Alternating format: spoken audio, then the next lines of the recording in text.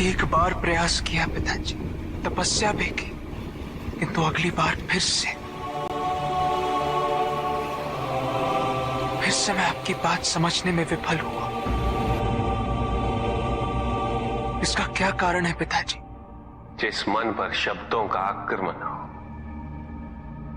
मन तो निरंतर ही खोज में खोया रहता है।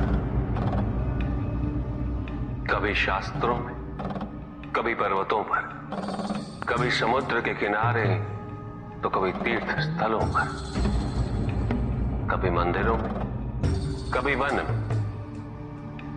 किंतु जो वो खोज रहा होता है वो कभी मिलता नहीं, क्योंकि मन तो अभी भी स्थिर नहीं। वो व्यक्ति जहां भी रहे पुत्र, जहां भी जाए और जहां भी खोजे। तुमने भी सदैव शब्दों पर ध्यान दिया है कार्तिक, भले ही वो मेरे शब्द हो या किसी और की। तुम्हारी प्रतिक्रिया तो उन शब्दों पर ही आती,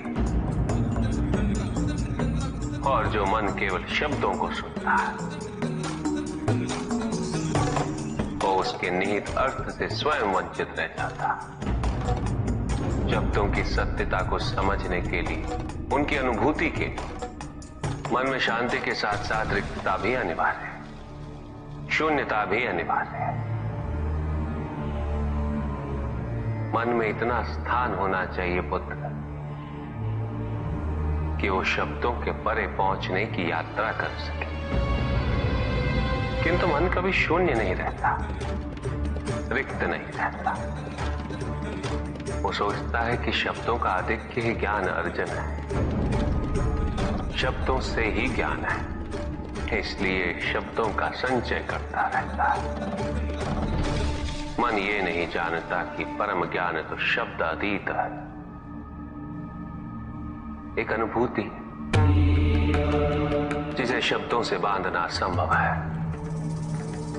शब्दों का अपना मूल्य क्या है कार्तिक? कुछ भी नहीं। जब भी कोई ईश्वर का नाम लेता है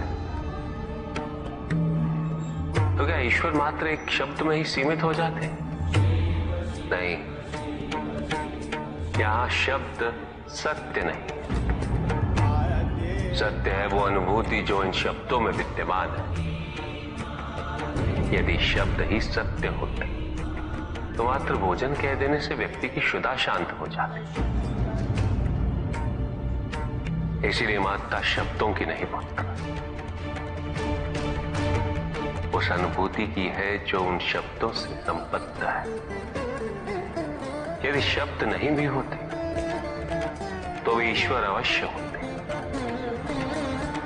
यदि शब्द नहीं भी होते तो सुख और दुख की अनुभूति अवश्य होती, जल की शीतलता की अनुभूति होती,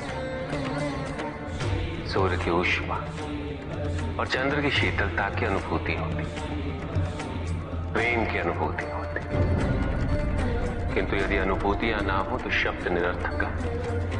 शब्दों से तृप्त हो जाना ज्ञान का अंत है, अज्ञानता का प्रारंभ है। ज्ञानी वही है जिसके पास अनुभूतियां, अनुभव, और उसके लिए मन को शांत व रिक्त तो करना ही पड़ेगा पुत्र।